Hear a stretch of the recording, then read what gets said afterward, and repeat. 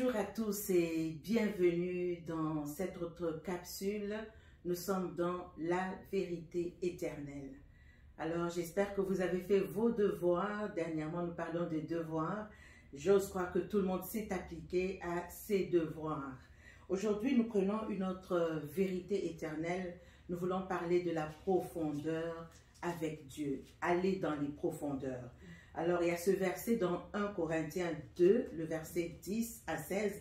C'est un peu long, mais on est dans la vérité éternelle. Permettez qu'on puisse le lire, ou bien je vais lire peut-être un verset qui va plus nous intéresser. Le verset 10 dit ceci. Dieu nous les a révélés par l'Esprit, car l'Esprit sonde tout, même les profondeurs de Dieu. Amen. Donc, il y a des profondeurs.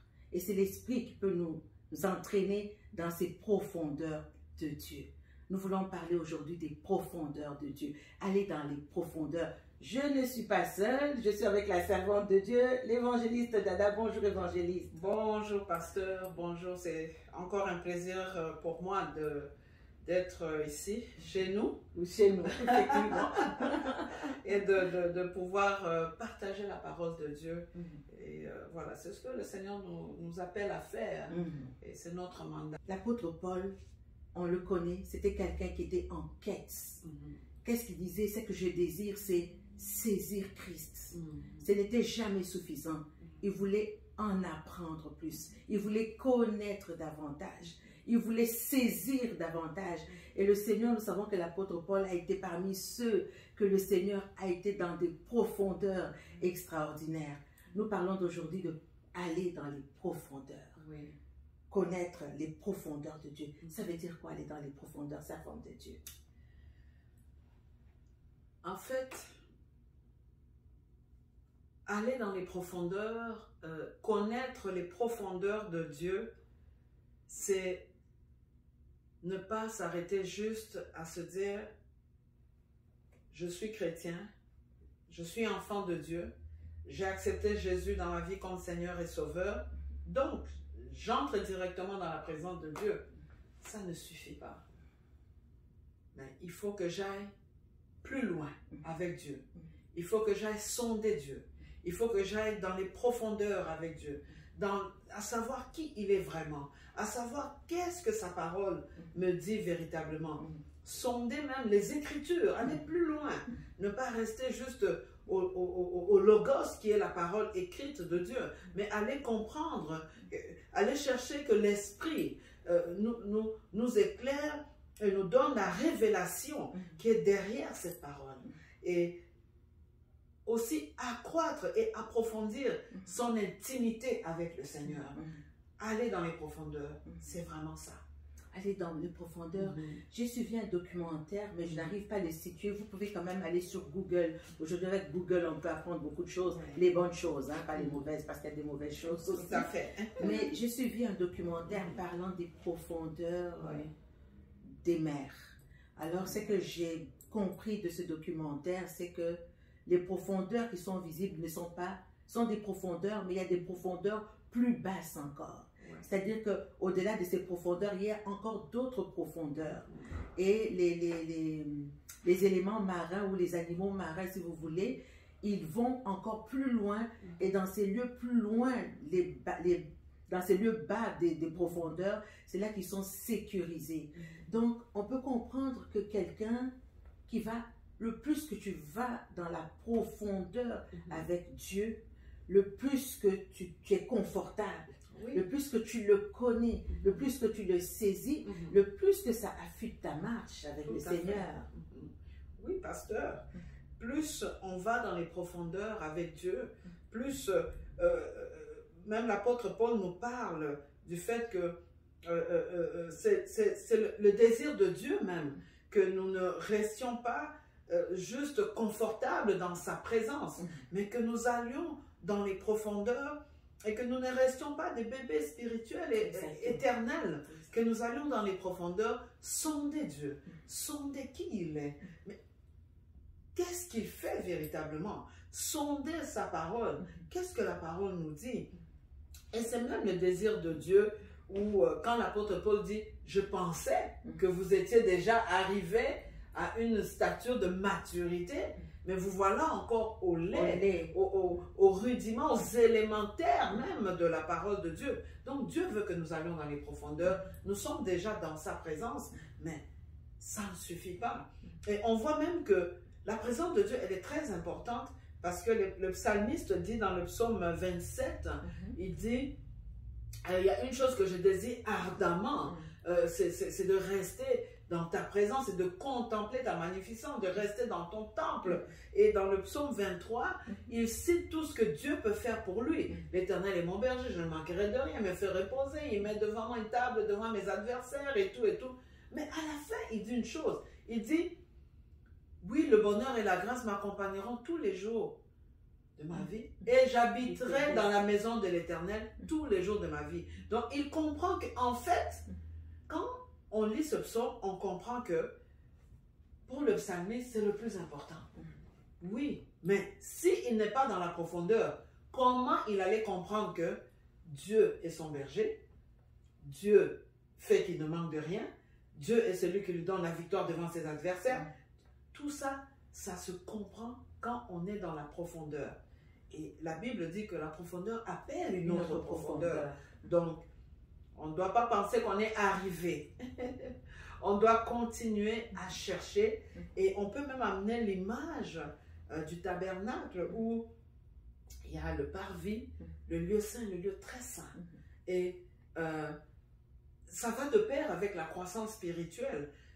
Est-ce qu'on veut rester dans le parvis où il y a beaucoup de bruit, où Jésus a chassé les vendeurs du temple qui étaient dans le parvis et qui étaient en train de distraire les gens qui étaient venus pour être dans la profondeur, dans sa présence en fait. Et c'est ça, le parvis, c'est là où il y a encore du bruit. Et c'est là où on fait encore attention au bruit. C'est là où on regarde encore aux apparences. C'est là où on regarde encore aux autres. Qu'est-ce que les autres disent, comment les autres sont. Mais quand on va dans le lieu saint, là, on avance. On dit, ah bon, ici, au moins, je ne suis plus dans la distraction, j'avance.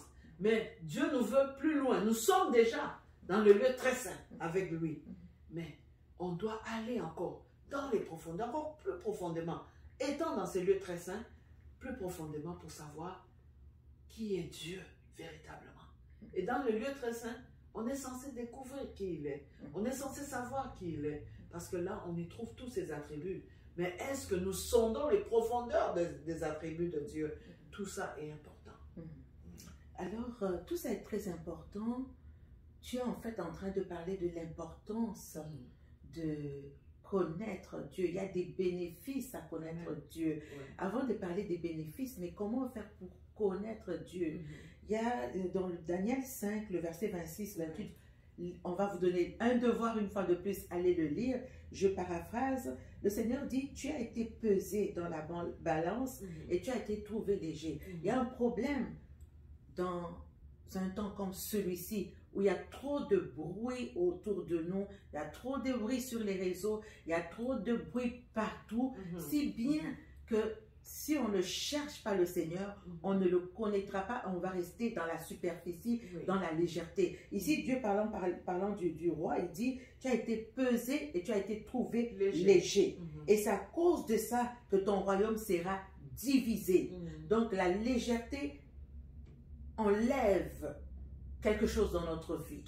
Donc on a besoin aujourd'hui, enfants de Dieu, on a besoin de creuser dans les profondeurs afin de ne pas être distrait par tous ces bruits qu'il y a autour de nous. On a besoin de connaître Dieu afin de ne pas être distrait par les fausses doctrines, parce qu'il y a des fausses doctrines ici. Parce que connaître Dieu, c'est entrer dans la profondeur de sa parole, d'entrer dans la profondeur de sa doctrine, de le connaître, comme tu le disais, servant de Dieu, personnellement, de connaître la largesse de son amour, la profondeur de son amour, la hauteur, comme l'apôtre Paul disait, de son amour, le connaître. Et ça, c'est très important qu'enfants de Dieu, nous puissions entrer dans cette connaissance-là pour ne pas être divisés, finalement, servants de Dieu. L'importance vraiment de connaître Dieu aujourd'hui, au 21e siècle, avec tout ce que ça prend autour de nous. Il y a beaucoup de bruit autour de nous. Il y a toutes sortes de doctrines et ça va dans tous les sens. Et il est vraiment du devoir de tout enfant de Dieu de rester, non seulement de rester dans la présence de Dieu, mais de faire taire tous ces bruits autour. Parce que sinon, on va dans tous les sens et c'est la confusion totale. Et rester et se focuser sur cette quête de la profondeur, d'aller chercher cette profondeur des choses de Dieu, de la parole de Dieu, de la personne de Dieu, des attributs de Dieu, de ce que Dieu est, de ce que Dieu fait et de ce que Dieu a disposé pour ses enfants. Mais on ne peut trouver ça que dans la profondeur. On voit dans Luc 5, Luc 5 qui nous parle de la pêche miraculeuse.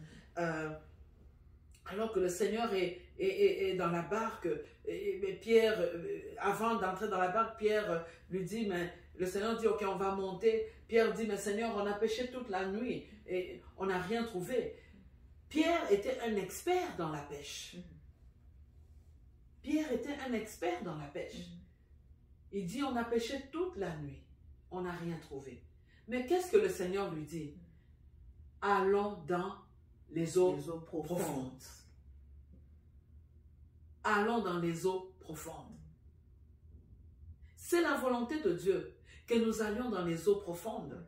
Parce que là, dans les eaux profondes, Dieu s'est révélé autrement. Dieu a montré qu'il est capable dans la profondeur de se révéler comme étant le Dieu de la multiplication, comme étant le Dieu qui est capable d'appeler les poissons à l'existence, qui n'existaient pas. Parce que Pierre savait ce qu'il disait. C'était son expertise. Mais avec la profondeur, le Seigneur s'est révélé comme étant le Dieu de la multiplication, le Dieu miraculeux, le Dieu qui amène l'abondance. C'est important d'aller dans les profondeurs avec Dieu.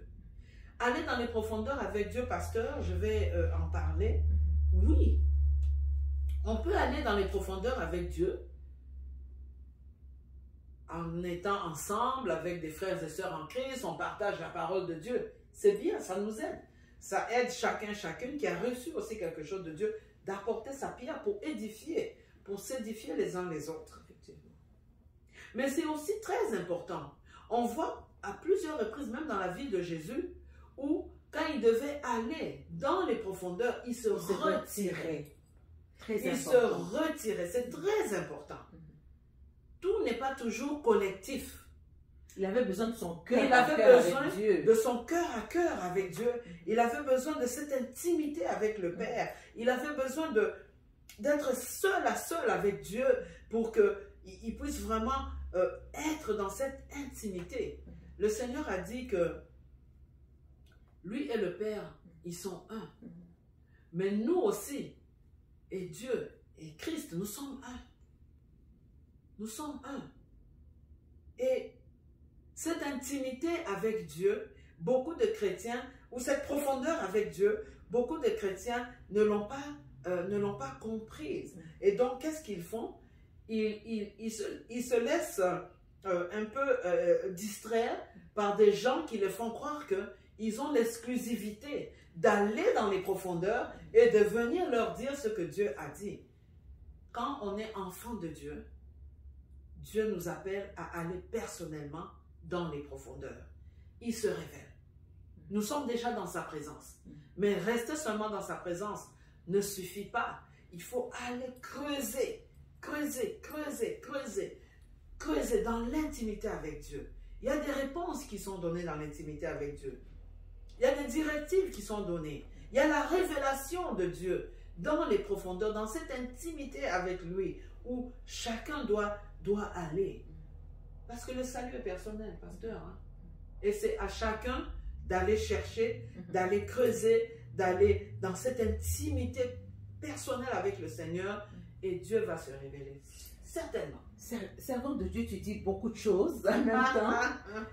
Je veux un peu revenir sur quelques éléments. Amen. Tu parles de Pierre qui est allé dans les eaux profondes. Tout à fait. Il a eu son miracle.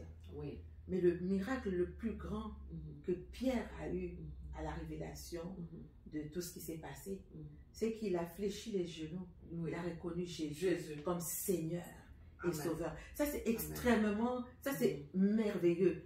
En allant dans les profondeurs, on le connaît tel qu'il est. Tel qu'il est. Cette vraie révélation de qui est Dieu est tellement capitale qu'elle va nous faire fléchir les genoux et nous rendre dépendants de lui. Amen. Là, il pouvait connaître que c'était plus par ses propres forces parce qu'il avait son expertise. Mais à ce moment, il dit qu'il y a un Seigneur plus grand que moi. Je me mets à genoux devant lui. Servant de Dieu, il y a quelque chose que Dieu a fait d'extraordinaire. Et ça, c'est pour tous les enfants de Dieu. Amen. Tout à l'heure, tu parlais du parvis avec beaucoup de bruit et tout ça. C'était réservé à certaines personnes. C'était réservé. Les femmes n'avaient même pas accès au parvis. Donc. Mais il y a quelque chose d'extraordinaire que Dieu a fait avec la croix. C'est que le voile est déchiré. Amen. Et la Bible nous dit que le sang de Jésus nous a inauguré un chemin nouveau jusque dans le Saint des Saints, dans sa présence. Amen. Maintenant, nous sommes dans sa présence. Amen.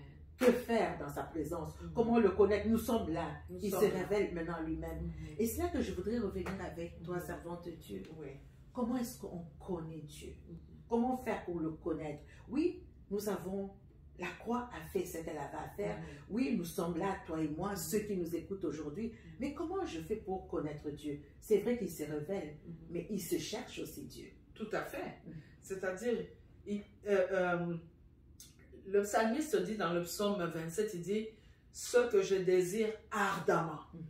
Ce que je désire ardemment. » La connaissance plus profonde de Dieu doit brûler dans le cœur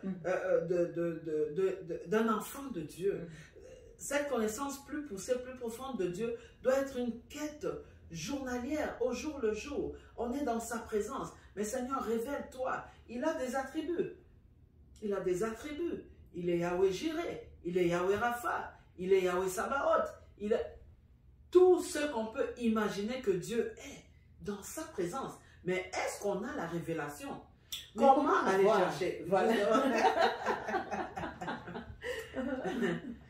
La Bible dit ceci.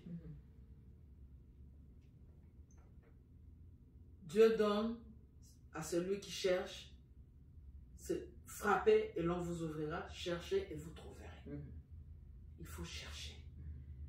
Il faut demander à Dieu, Seigneur, révèle-toi à moi. Je veux te connaître dans telle ou telle dimension.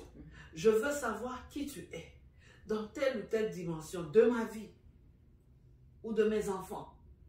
Je veux te connaître. On demande à Dieu. Dieu se révèle. Il a dit, si vous me cherchez de tout votre cœur, vous me trouverez. Exact. Il faut le chercher de tout notre cœur. Aller devant lui avec tout notre cœur. Aller devant lui en quittant tous les bruits du parvis, en quittant tout le bruit de tout ce qui peut se faire dans le lieu saint, mais entrer dans sa présence qui nous a déjà été donnée depuis que nous sommes enfants de Dieu, mais en lui demandant. Et aussi, en lisant sa parole. Voilà. En lisant sa parole. En lisant la parole de Dieu, Dieu se révèle. Mais quand on lit la parole, on ne doit pas la lire comme un roman. La Bible n'est pas un simple roman. La Bible est la parole inspirée de Dieu. Et ce que nous avons ici dans nos mains, ça, c'est la parole écrite. C'est ce qu'on appelle le logos. C'est écrit. Mais il y a ce qu'on appelle le réma, la parole révélée de Dieu. Et on ne peut avoir cette parole révélée que si on a cette quête de vouloir avoir cette révélation, et Dieu se révèle lui-même. Il va se révéler. Si vous lui demandez, Seigneur, je veux comprendre dans ta parole ce que tu as dit. Par exemple, la pêche miraculeuse. Qu'est-ce que ça veut dire? Révèle-toi, Seigneur. Je veux comprendre. Je veux aller plus profondément. Aller chercher cette intimité avec Dieu. Dans sa parole. Dans la prière. Aussi. Dans la prière aussi. Faire connaître ce besoin, cette quête de connaître, d'approfondir son intimité avec Dieu. La faire connaître au Seigneur. Dans la prière. Et la Bible dit que Ne vous inquiétez, mais en toute chose, faites connaître vos besoins à Dieu par des prières, des supplications. Ephésiens 6 nous dit, faites toutes sortes de prières. Dieu peut se faire révéler dans sa profondeur en priant dans l'adoration, en priant dans la louange, dans l'action de grâce, dans la supplication, et même dans l'autorité. On a parlé la semaine dernière, même dans l'autorité, Dieu se révèle. Mais sa parole est très importante, est très importante. Méditez la parole de Dieu, la manger comme on dit, la ruminer, la ruminer. Elle entre en nous, on la rumine, on va chercher qu'est-ce qu'elle nous dit, qu'est-ce que Dieu veut réellement me dire à travers cette parole. Oui, c'est important de ne pas rester juste en superficie dans les choses de Dieu, d'aller en profondeur, dans sa parole, dans sa présence par la prière. Dieu va se révéler. Dieu va se révéler. Et vous savez, la première chose, oui, il y a la révélation certainement. Dieu, pour se révéler, il nous a donné ce que nous avons en main ici, la parole de Dieu, la Bible. Donc l'importance d'aller fouiller dans tout le temps, en priant, sous la lumière du Saint-Esprit. Prends ta Bible, commence à la méditer. Nous allons revenir, servant de Dieu, avec une capsule sur comment méditer la parole de Dieu. Comment la lire tous les jours. La lire et la méditer. Parce qu'il y en a qui la lisent comme un roman. Donc il ne s'agit pas juste de lire, mais c'est de la méditer, de la ruminer, comme tu disais, servant de Dieu. Donc la première façon que Dieu va se révéler à nous, il faut que nous puissions plonger les regards dans la parole de Dieu, que Dieu lui-même nous a donné. Donc ça, c'est le chemin, le guide pour chacun de nous. Comme il a dit, pasteur, la Bible nous dit dans Josué 1, verset 8, que ce livre de la loi ne s'éloigne point. Donc, il faut méditer jour et nuit ce livre de la loi, la parole de Dieu. La méditer jour et nuit. C'est là que vous allez voir comment Dieu se révèle. Mais est-ce que vous vous rendez compte que l'apôtre Paul, Saul de Tarse, l'apôtre Paul, était un érudit dans la parole de Dieu, de la loi. Il connaissait la loi, mais il ne connaissait pas la révélation. Dieu. Il ne connaissait pas Jésus. Imaginez-vous, donc il avait la lettre, loi, mais il n'avait pas la connaissance de Dieu. Il y en a beaucoup qui ont la lettre, qui ont maîtrisé même la Bible, mais ils n'ont pas la connaissance. Donc Dieu nous invite à aller le connaître lui-même personnellement. Nicodème également avait la connaissance de la loi. Voilà. Mais il a fallu qu'il rencontre l'homme de Galilée, qu'il le connaisse lui-même personnellement. Et Jésus lui-même, tu en parlais tout à l'heure, servant de Dieu, il se retirait, il allait dans son seul à seul avec le Seigneur.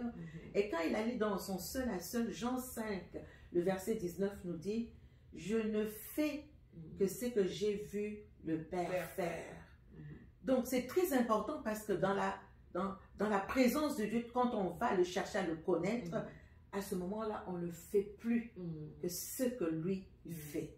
C'est pour ça qu'il y a beaucoup de confusion aujourd'hui, parce que les gens font ce qu'ils veulent. Mais on voit Jésus qui est complètement à la connaissance de son Père, il est complètement dépendant de son Père. Et à plus forte raison, nous. Exactement. Nous sommes ses disciples. Exactement. Et nous devons être ressembler à notre maître. Exactement. Josué, tu dis que Josué dit, médite la parole, Dieu parlant de Josué, Moïse, médite-la tous les jours, qu'elle ne s'éloigne point de ta bouche, qu'elle ne s'éloigne point. C'est-à-dire que cette parole peut s'éloigner de nos bouches. Tout à fait. Il y a des obstacles à la connaissance de Dieu. Oui. Quels sont ces obstacles? Aujourd'hui, regardez, peut-être on n'a même pas besoin d'en parler, là, vous le savez. Chacun sait ce qui l'éloigne de Dieu présentement. Chacun dans son cœur connaît quelle est la distraction, quelle est la chose. Est-ce que c'est ton téléphone? Est-ce que... C'est quoi qui peut nous... Les médias sociaux, qu'est-ce qui peut nous éloigner? Et toutes sortes de doctrines qui nous éloignent de la vraie profondeur de Dieu. Exactement. Et toutes sortes de bruits qu'on entend. Et aussi, ce qui éloigne aussi beaucoup d'enfants de Dieu de la profondeur, de l'intimité avec Dieu, c'est quand ils n'ont pas encore atteint la maturité dans les choses de Dieu. Et Donc, quand vous n'avez pas ce cœur à aller chercher la profondeur, l'intimité profonde avec Dieu, et vous êtes ballotté à tout vent de doctrine. Et c'est là où vous allez rencontrer des gourous spirituels qui vont, moi je les appelle carrément des loups dans la bergerie, qui vont vous éloigner de la saine doctrine et de la vraie profondeur, de la véracité et même de la révélation de la parole de Dieu et même de votre intimité avec le Seigneur. Parce que vous allez devenir dépendants et des bébés spirituels à vie. Alors que Dieu vous appelle à entrer dans les profondeurs avec lui, à aller dans l'intimité avec lui. Ça aussi, c'est un des obstacles, pasteur. Les médias sociaux, les bruits autour de nous et les fausses doctrines et le fait que certains enfants de Dieu ne croissent pas spirituellement. Et c'est un gros frein à la profondeur avec Dieu. Et le Seigneur Jésus met en garde ses disciples alors qu'ils sont dans un moment crucial, capital. Bientôt il va être crucifié. Là, il regarde ses disciples, ils sont en train de dormir. Il avertit, veillez, il les avertit. Donc, il y a une négligence spirituelle, une négligence dans la prière, une négligence, vous savez, parfois... Une lourdeur spirituelle. C'est ça, servante de Dieu, voilà une idée qui me vient. Waouh, extraordinaire. Je parlais avec mon frère, on met une parenthèse pour quelque chose qui se passe présentement. Les chutes de Livingstone en Zambie. Vous connaissez les chutes, elles sont plus puissantes que les chutes du Niagara ici à Toronto, au Canada. Eh bien, une partie s'est asséchée. C'est très puissant. C'est-à-dire qu'il y a des gens, parce que l'homme a besoin de l'eau pour vivre, a besoin de l'eau pour l'électricité. L'eau, c'est la vie. L'eau, c'est la parole de Dieu. Et voilà, je donne un exemple comme ça pour comprendre que la négligence spirituelle amène la sécheresse. Et voilà un fleuve, un torrent qui était puissant, mais il y a eu El Niño, en l'occurrence, je pourrais appeler ça une distraction. Je ne sais pas quel est le El Niño, un vent qui est venu et qui a amené la sécheresse, qui a éloigné la parole de Dieu. Et voilà que plusieurs personnes sont aujourd'hui sèches. Mais la sécheresse s'installe au fur et à mesure. Tout à fait. Donc la négligence dans la méditation, dans la lecture de la parole, dans la prière, dans la communion avec le Seigneur, installe une sécheresse qui va éloigner cette parole de nos vies. Et du jour au lendemain, il y a de la sécheresse. Et quand il y a de la sécheresse, on commence à faire un remplacement. Puisqu'on n'a plus le vrai Dieu, alors les faux dieux prennent place. Parce que vous savez qu'aucun trône ne peut rester vide. Il faut qu'il soit remplacé. Donc quand il n'y a pas Dieu, il y a le contraire de Dieu. Donc très important de cultiver, de persévérer dans la prière, de persévérer dans la méditation, dans la recherche de Dieu, servant de Dieu. Oui, c'est très important. C'est très important de cultiver ça et de persévérer. Les obstacles ne manqueront pas, les épreuves ne manqueront pas, les problèmes ne manqueront pas. Et en tant qu'enfant de Dieu, le Seigneur lui-même nous a avertis que celui qui m'aime, qui me suive et qui porte sa croix, et il nous a avertis que les épreuves, les problèmes ne manqueront pas. Mais quand les épreuves arrivent, ça doit, au lieu de nous éloigner de la profondeur, c'est même des moments cruciaux où nous devons aller encore dans la profondeur avec Dieu, sonder le cœur de Dieu, mais savoir, mais Seigneur, cette situation, qu'est-ce que tu dis? Aller encore dans la parole de Dieu, lire la parole de Dieu, méditer la parole de Dieu, ruminer la parole de Dieu. Oui, que les épreuves ne vous empêchent pas d'aller dans les profondeurs de votre intimité avec le Seigneur. Alors, aujourd'hui, servants de Dieu, nous sommes dans un temps particulier où le Seigneur Jésus revient bientôt. Et nous sommes dans un temps où, comme tu le disais tout à l'heure, il y a toutes sortes d'enseignements, toutes sortes de doctrines, et toutes sortes de, tu les appelais gourous tout à l'heure, je dirais toutes sortes de spiritualités, toutes sortes de maîtres qui surgissent à gauche et à droite. Donc, le Seigneur lui-même nous dit que de veiller et de prier, parce que le lion rôde, cherchant qui est-ce qui peut dévorer. Alors, je ne sais pas dans quelle position tu te trouves aujourd'hui. Je ne sais pas si tu es dans la sécheresse aujourd'hui. Tu connais, c'est toujours possible de remonter la pente et d'avoir de nouveau cette pluie, cette eau qui peut couler encore dans nos vies. Cette eau vive, hein? Alléluia. Qu'est-ce qu'on peut dire aujourd'hui à ceux qui nous écoutent? Quelqu'un qui a perdu la relation, pas la relation parce qu'on est toujours en relation avec Dieu, pour ceux qui sont avec Dieu, mais la communion avec Dieu. Quelqu'un qui n'a plus cette communion avec Dieu, quelqu'un qui s'est éloigné, la parole s'est éloignée de lui. Qu'est-ce que cette personne peut faire aujourd'hui? Parce que ça, c'est plusieurs personnes vivent ce phénomène-là. Oui, pasteur, le diable est rusé. Quand une personne qui est enfant de Dieu, dans la présence de Dieu, le diable réussit à l'éloigner même de la présence de Dieu. Il y aura toujours des choses des raisons qui vont faire que la personne s'éloigne ou que la personne vit une certaine sécheresse spirituelle. Et ce que l'ennemi fait, il amène la culpabilité. Et la culpabilité va faire que vous aurez encore de la difficulté à revenir, non seulement dans la présence de Dieu, mais aller encore dans les profondeurs. Mais nous donnons ce soir un message d'espoir. Un message pour dire à une personne ce soir qui est un enfant de Dieu et qui se sent sec à l'intérieur, qui sent une certaine sécheresse, une certaine... qui s'est éloigné de la présence de Dieu. La Bible dit une chose: venez et plaidons.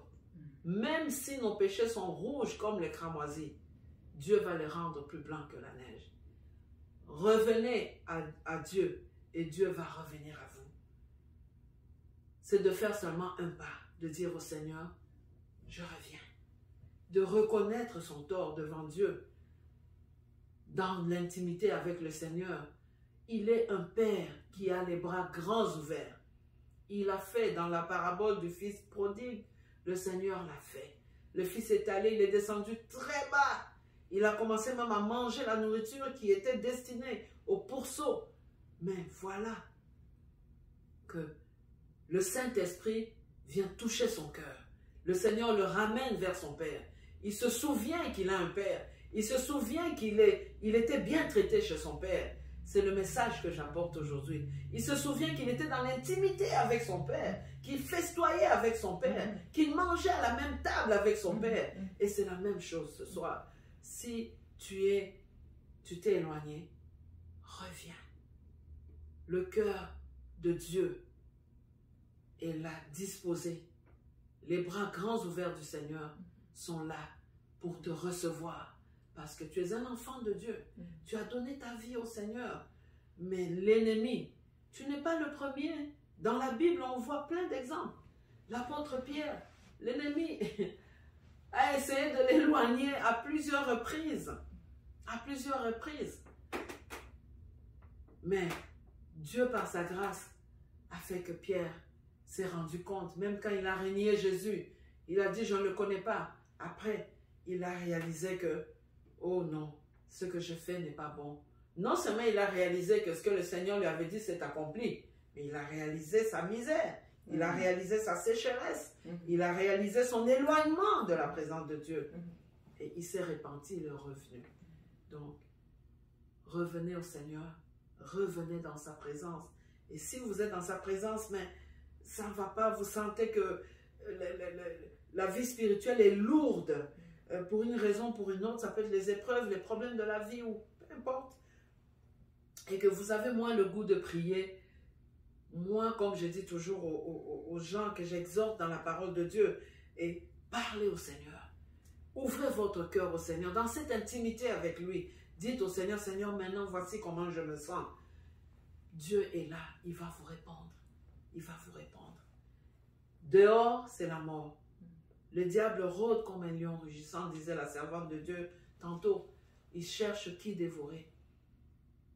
Il cherche qui dévorer. Et ne soyez pas la proie de l'ennemi. Et vous n'êtes pas destiné à être la proie de l'ennemi. Vous êtes destiné à être peut-être attaqué, peut-être bousculé un peu, mais pas sa proie. Alors, là où vous êtes, peu importe la posture, même si vous êtes descendu plus bas dans votre vie, dans votre marche chrétienne, revenez au Seigneur. Il est là. Rentrez dans son intimité. Continuez à rechercher les profondeurs avec lui. Il va se révéler à vous. Amen. Et de manière pratique, il y a des personnes qui ne savent pas reprendre la vie de prière. Qu'est-ce que nous pouvons vous dire aujourd'hui? Il ne s'agit pas de prendre 24 heures de prière. Comme une journée comme celle-ci, on prend 24 heures de prière. Allez-y à petits pas. Planifiez les temps de prière. Vous pouvez vous dire, je prie 10 minutes le matin. Sans aucune pression. Que seul l'amour de Dieu brûle dans vos cœurs. Amen. Alors prendre des petits moments comme ça, dans la journée planifiée, se faire un petit coin de prière dans la maison, réserver un espace, se dire, ok, ça c'est mon espace. Vous savez, l'espace peut même être la toilette. L'espace peut même être la salle de bain. Dans vos moments où vous allez, vous prenez, choisissez-vous un espace, un lieu secret. Vous vous dites, ok, c'est mon seul à seul. Prenez, en fait, développer cette discipline. Tous les jours. Tous les jours. Et au fur et à mesure, il est dit que en 21 jours, on établit une habitude. En 21 jours, d'après ce qu'il est dit. Mais qu'est-ce qu'on pourrait dire aujourd'hui? Allez-y, à petits pas. L'enfant prodigue, il a eu le temps de méditer sur sa situation. Donc, jour après jour, jusqu'à ce que ses pas sont rentrés, il est rentré de nouveau dans cette intimité avec son père. Donc, prenez le temps à chaque jour. Demandez de l'aide, prenez le temps de méditer, allez dans des enseignements, des études bibliques, prenez le temps, quand on va en parler quand on va parler de la méditation de la parole de Dieu, prenez le temps d'avoir tous les outils pour pouvoir méditer la parole de Dieu. Et ils peuvent même appeler un frère, une sœur dans le Seigneur, même le pasteur, ou la servante ou le serviteur de Dieu qui peuvent vous aider aussi dans la prière, pour raviver aussi cette flamme qui a diminué ou qui s'éteint. On ne veut pas que la flamme s'éteigne, mais c'est ça. Donc, vous pouvez aussi, c'est biblique aussi, d'aller chercher du renfort spirituellement, d'aller chercher du renfort des frères et sœurs qui peuvent nous aider à nous relever. Et sans jugement, bien sûr, sans pointer du doigt. Ça se fait dans l'amour, dans l'amour agapé. Donc, vraiment, n'hésitez pas. Allez à l'église. Même si vous sentez que vous n'avez pas envie de prier, vous pouvez juste faire un déplacement. Aujourd'hui, ce dimanche, je vais à l'église. Et vous ne savez pas ce que Dieu peut faire. Peut-être que la parole qui va être prêchée ce jour-là était destinée seulement pour vous. Seulement pour vous. Donc, n'abandonnez pas. N'abandonnez pas tout ce qui peut vraiment booster votre foi, tout ce qui peut booster votre relation avec Dieu. Les bonnes choses qui peuvent booster votre relation avec Dieu, allez-y. L'église, la lecture de la parole de Dieu, allez dans les profondeurs avec Dieu, allez dans les enseignements bibliques, cherchez les bonnes doctrines, les bons bergers qui vont vous nourrir au bon pâturage pour la gloire de Dieu. Alors, on parlait tout à l'heure des bénéfices. Premièrement, la connaissance de Dieu. Amen. Dans les livres de Daniel, la Bible nous dit déjà que ceux de mon peuple qui connaîtront leur Dieu feront des exploits. Amen. Donc, tu veux faire des exploits, ne les fais pas en dehors de Dieu. Dieu te donnera les moyens pour faire des exploits. Dieu nous dit également que ceux qui auront acquis la connaissance brilleront comme des étoiles. Amen. Donc, la connaissance nous fait briller. La connaissance nous fait faire des exploits avec Christ. Donc, nous avons besoin de cette connaissance-là. À l'époque de Néhémie et Esdras, alors que tous les fondements étaient renversés, qu'est-ce qu'ils ont fait? Ils ont retrouvé dans les décombres, ils ont retrouvé les rouleaux. Donc, ça, c'était une étape très, très capitale pour pouvoir rebâtir les murailles. Donc, en retrouvant les rouleaux, c'est-à-dire en retrouvant la parole de Dieu, c'est-à-dire en retrouvant l'intimité avec Dieu, on pouvait maintenant, apprendre la parole de Dieu, revenir dans les instructions de la parole de Dieu, pour pouvoir rebâtir les murailles, la muraille. Voilà. Donc, servant de Dieu, est-ce qu'on peut prier aujourd'hui? Est-ce que tu as une dernière parole pour ceux qui nous écoutent aujourd'hui? Ben, si j'ai une dernière parole à dire, c'est vraiment d'encourager le peuple de Dieu à aller dans les profondeurs, à ne pas se contenter d'être superficiel dans les choses de Dieu, mais ça doit brûler en nous d'aller dans cette profondeur avec Dieu, d'approfondir cette intimité avec le Seigneur, et là, il va sûrement se révéler tel qu'il est. Amen. Et la Bible dit, tel il est, tel nous sommes. Donc, amen, non seulement il va se révéler tel qu'il est, il va aussi nous révéler ce que nous devons être comme lui. Autrement dit, la parole de Dieu, la connaissance de Dieu nous transforme à son image et selon sa ressemblance. Alléluia. Est-ce que nous pouvons prier aujourd'hui? Merci Seigneur. Éternel notre Dieu, notre roi, nous venons devant toi ce soir. Père, nous remettons tous tes enfants, ceux qui ont levé l'option de te suivre, Jésus. Ceux et celles qui ont levé cette option, Seigneur, de donner leur vie, Seigneur, de te donner leur vie. Ceux qui t'ont accepté comme Seigneur et Sauveur de leur vie, comme Maître de leur vie. Seigneur, tu vois tes enfants en ce moment. Tu sais, Seigneur, en ce moment où ils sont dans ta présence, mais ils sont, Éternel, mon Dieu, mon roi, ballottés, Seigneur, à cause de toutes sortes de problèmes, à cause de toutes sortes de doctrines, à cause de toutes sortes d'épreuves, à cause même du péché qui a fait rétrograder certains d'entre eux. Mais Seigneur, ce soir, nous amenons, Seigneur, un message d'espoir, parce que la Bible nous dit que la grâce est encore disponible. Parce que ta grâce est encore disponible, Seigneur. Nous savons, Éternel, notre Dieu, que tu as encore les bras grands ouverts pour accueillir tes enfants qui vont revenir à toi, car c'est ton désir, par ton cœur de père, par ton amour, Seigneur, incommensurable, que tes enfants qui sont descendus, qui sont tombés dans des tentations quelconques, reviennent à toi, et que toi aussi tu reviennes à eux, et que désormais, qu'ils continuent à nous faire un dans leur intimité, et à continuer à te chercher dans des profondeurs, car la parole dit que la profondeur appelle une autre profondeur. Oui, Père, révèle-toi à tes enfants qui sont en ce moment dans les profondeurs, en train de te chercher, en train de chercher que tu te révèles à eux dans les profondeurs. C'est dans le nom de Jésus, dans toute sa grâce suffisante, par la grâce, le sang qu'il a versé à la croix pour le salut de l'humanité, et dans son puissant nom que nous avons ainsi prié. Amen. Amen.